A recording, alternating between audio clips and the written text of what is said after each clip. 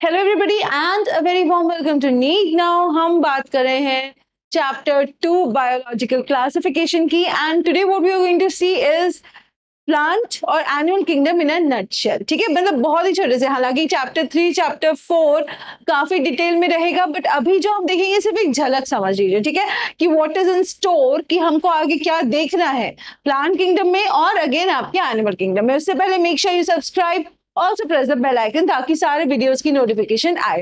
Now when you talk about kingdom Plantae and Animalia, आप सभी को एक आइडिया है कि ये क्या होता है।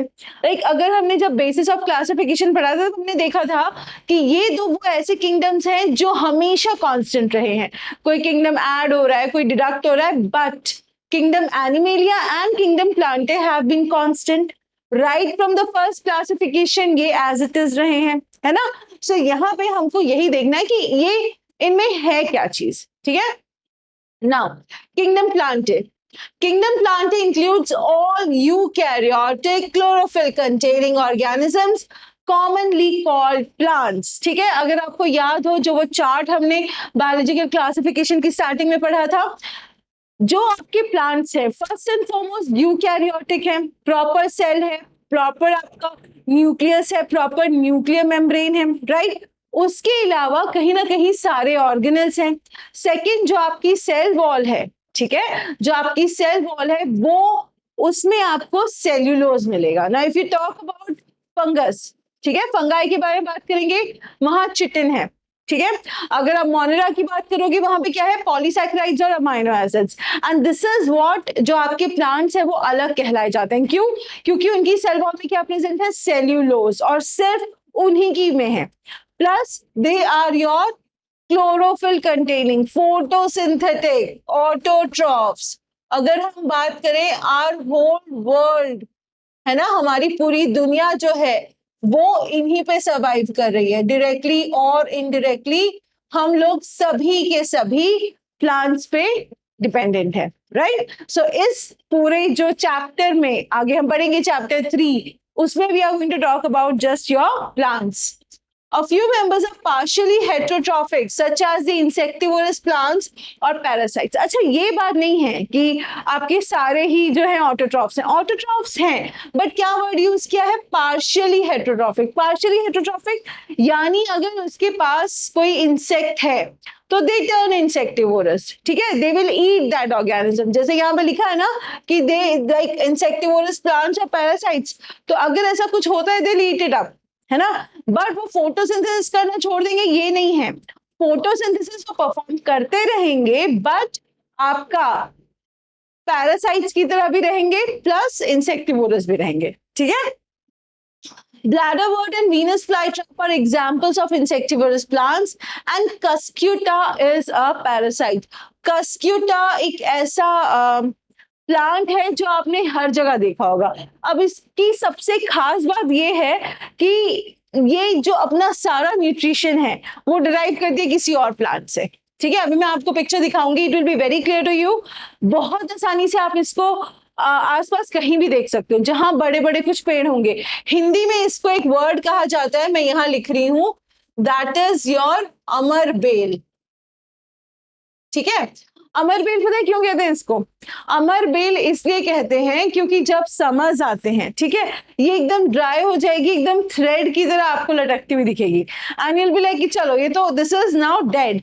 बट ये कभी भी मरती नहीं है, ये कभी भी मरती नहीं है। वन मॉनसून, वन रेनफॉल और ये वापस से जिंदा हो जाएगी, and it will continue to thrive on the tree. जिसपे भी वो है उससे पोषण, उससे न्यूट्रिशन अपना लेती रहेगी। Now this over here is your bladderwort, जो ये है आपका, ये इंसेक्टिवोरस प्लांट है। ठीक है, दिस इज bladderwort। ये वाला तो हम सभी ने देखा है, ठीक है, बचपन से देखते आ रहे हैं। वीनस फ्लाई ट्रैप, जैसे ही इंसेक्ट थोड़ा और अंदर जाएगा वो क्लोज कर लेगा एंड वहीं पे वो डाइजेस्ट करेगा।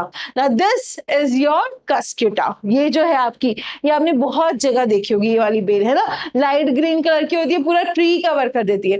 This is your Cuscuta, this is known as your amar bel. ठीक है, कभी भी नहीं मरेगी, ये समर्स में ड्राई जरूर हो जाएगी, बट अगेन वापस it will come back to life. Now, the plant cells have a eukaryotic structure with prominent chloroplast and cell wall mainly made of cellulose. जैसे कि मैंने स्टार्टिंग में कहा, सेल वॉल में आपके सेल्यूलोज है एंड उसकी वजह से ही प्लांट किंगडम जो है वो प्लांट किंगडम है. Obviously chlorophyll containing prominently chloroplast, जिसकी वजह से they are able to manufacture their own food is you can say a must, जिसकी वजह से आप कोई भी ऑर्गेनिज्म को प्लांट कहलाएंगे, है ना. जैसे हम लोग जब स्टार्टिंग में पढ़ रहे थे, प्रोटिस्टा पढ़ रहे थे, यूग्लेना याद है कि क्लोरोफिल कंटेनिंग है, उसका chlorophyll is quite similar to higher plants. Chlorophyll अपने आप में एक बहुत बड़ी चीज है जिसकी वजह से हम ऑर्गेनिजम्स को क्लासिफाई करने में एक आसानी फील करते हैं. ठीक है. Plantae includes algae, bryophyta, pteridophyta, gymnosperms and angiosperms. So plantae में कौन कौन है? 5. Thallophyta या algae, one and the same thing. Thallophyta, bryophyta, pteridophyta, gymnosperms and angiosperm. ये 5 कैटेगरीज हैं, क्लासेस हैं. फर्दर इनमें और छोटी छोटी डिविजन्स हैं जो हम पढ़ेंगे. जैसे एल्गी की आएगी तो क्लोरोफाइसी, फियोफाइसी, रोडोफाइसी, ये सब पढ़ेंगे. ठीक है. सो इसी तरीके से ये 5 जो मेजर कैटेगरीज हैं आपकी, हमको नोटिस करना है, याद रखनी है, जुबान पे होनी चाहिए ये.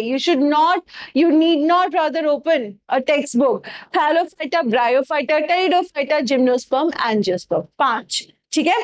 इनमें एल्गी या थैलोफाइटा सबसे बेसिक है, सबसे बेसिक, कुछ है ही नहीं, प्लांट लाइक स्ट्रक्चर ही नहीं है. It is just a thallus and therefore it is known as your thallophyta. ठीक है. एंजियोस्पर्म्स, फ्लावरिंग प्लांट्स, सबसे ज्यादा इवॉल्व है. अगर इनमें कोई सबसे ज्यादा इवॉल्व है तो वो है angiosperms and they make up a huge मतलब वो बहुत बड़ा एक पार्ट है आपके प्लांट्स का. ठीक है. Now, life cycle of plants has 2 distinct phases, the diploid sporophytic phase and the haploid gametophytic. ये जब हम आपका प्लांट साइकिल जब हम पढ़ेंगे आपके चैप्टर 3 में, तभी आपको और ज्यादा क्लियर होगी. बट अभी के लिए इतना समझ लीजिए कि जो आपकी प्लांट होते हैं उनमें 2 फेजेस होते हैं, स्पोरोफाइटिक और गैमेटोफाइटिक, और इसी पे हर चीज आपकी बेस होगी. These alternate with each other, यानी कि इनकी साइकिल चलती है, ऑल्टरनेटिंग साइकिल होती है जो इनकी चलती है. The lengths of the haploid and diploid phases and whether these phases are free living or dependent on others vary among different group of plants. अलग अलग plants में ये जो phases है, डिप्लॉइड हैप्लॉइड जो बात करें, गैमेटोफाइट है, आपके स्पोरोफाइट है, ये अलग अलग चलते हैं हर एक प्लांट के लिए. Now to study that is also very important, और इसीलिए this phenomenon is called alternation of generation. जो इस तरीके का चार्ट है जो आपने देखा होगा अपनी टेक्स्ट बुक में, इसको हम स्टडी करेंगे, but we will do this in detail in chapter 3 plant kingdom. ठीक है. नाउ नेक्स्ट किंगडम एनिमेलिया, हमारा किंगडम है ना, एक अपना वाला फीलिंग जो होती है ना, kingdom animalia. We all belong to kingdom animalia, class mammalia. क्या है, कैसे पहुंचे हम क्लास मैमेलिया तक, ये हम एनिमल किंगडम में पढ़ेंगे. Right from starting with Porifera या स्पॉन्जेस से लेके हम तक. ठीक है. कॉर्डेटा, वर्टिब्रेटा, कुछ भी कह लीजिए, क्लास मैमेलिया कह लीजिए, वहां तक का जो पूरा गैप है जिसमें बीच में कई सारे आएंगे, सिलेंट्रेटा आएगा, बीच में आपको एकाइनोडर्मेटा आएगा, मोलस्का आएगा, अलग अलग फाइलम है.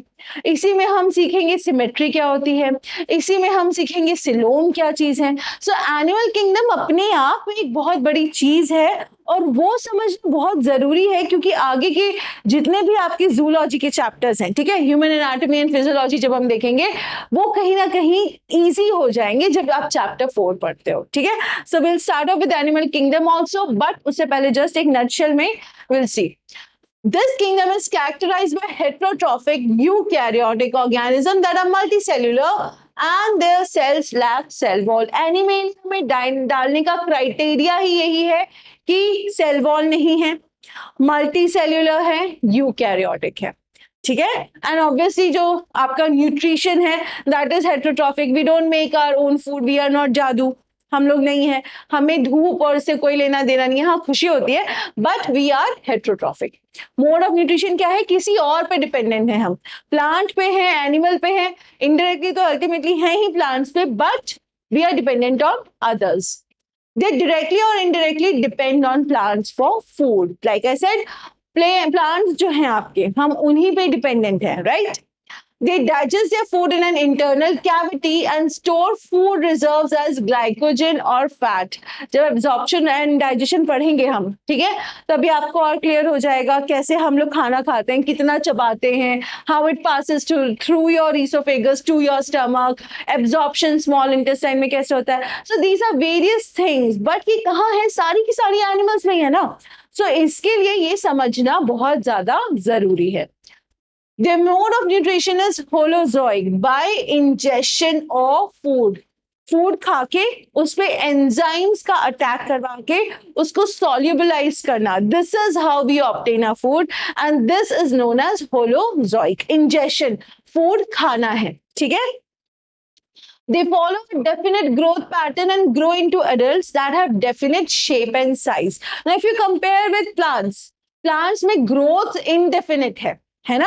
चैप्टर 1 में हमने देखा था प्लांट्स हैव इनडेफिनिट ग्रोथ, चलती जा रही है, बट हमारी ग्रोथ लिमिटेड है. एक पैटर्न है, एक साइज है, एक शेप है. अब आप ये एक्सपेक्ट नहीं कर सकते कि जो आपका एक छोटा सा डॉग है, ठीक है, let's say it's a very small dog, वो आपका अचानक से 5 फुट का हो जाएगा. एक सेट पैटर्न है हर एक एनिमल के लिए कि ये इतना ग्रो करेगा, इसकी हाइट इतनी होगी, इसका वेट इतना होगा. सो ये सारी चीजें आपको एनिमेलिया में देखने को मिलेंगी. Higher forms show elaborate sensory and neuromotor mechanism. Higher forms में हम अपने आप को इंक्लूड कर लेते हैं, ठीक है, that we are higher animals and there's a reason for that. ठीक है, there's a reason for that. वो रीजन ये है कि हम लोगों का जो न्यूरो सिस्टम है, जो हमारे हार्मोन्स हैं, जो हमारा ब्रेन है, that works in a very different way compared to your other animals. ठीक है, बहुत ज्यादा हम ये कह सकते हैं, जैसे हमने देखा था अवेयर है ना. We are aware of not only our surroundings but ourselves also. ठीक है, सो हमारे not only your neural system, ठीक है, इसके अलावा आप चाहे कोई भी बात कर लो, digestive system, circulatory system, excretory system, they are much more evolve compare to the rest of the animals. Most of them are capable of locomotion. हम मूव कर सकते हैं, एक जगह से दूसरी जगह हम जा सकते हैं. ठीक है, अब यहीं पे मैं आपको एक चीज बता देती हूँ, लोकोमोशन और मूवमेंट. ठीक है, this is movement and this is locomotion. ठीक है, लोकोमोशन में चेंज ऑफ प्लेस जरूरी है. मूवमेंट में तो आप हाथ हिला लो, ठीक है, आप आईलिड्स ऊपर नीचे कर रहे हो, ये भी मूवमेंट है. सो लोकोमोशन जो है, जितनी लोकोमोशन है वो सारी की सारी मूवमेंट है, but not every movement is locomotion. हर मूवमेंट लोकोमोशन नहीं है. अगर मैं अपनी जगह पे खड़ी हूँ and if I am just waving, ठीक है, this is movement, this is not locomotion. हाँ, बट जब मैं इस तरफ जा रही हूँ या जब मैं इस तरफ जा रही हूँ, so this is your locomotion, change of place. ठीक है, so this is your kingdom Animalia. The sexual reproduction is by copulation of male and female followed by embryological development. यहाँ पे Animalia की जब हम बात करेंगे तब हम ये भी reproduction system को भी बहुत ज्यादा महत्व देते हैं. ठीक है, there are various kinds of reproduction systems. उसमें से स्पेशली अगेन अगर हम हायर फॉर्म्स की बात करें, copulation, coitus के थ्रू आपका मेल एंड फीमेल का फ्यूजन होगा, गैमेट का, एंड देन बेबी फॉर्म होगा through embryological development. This is what kingdom Animalia is all about. ठीक है, I hope it is clear to you.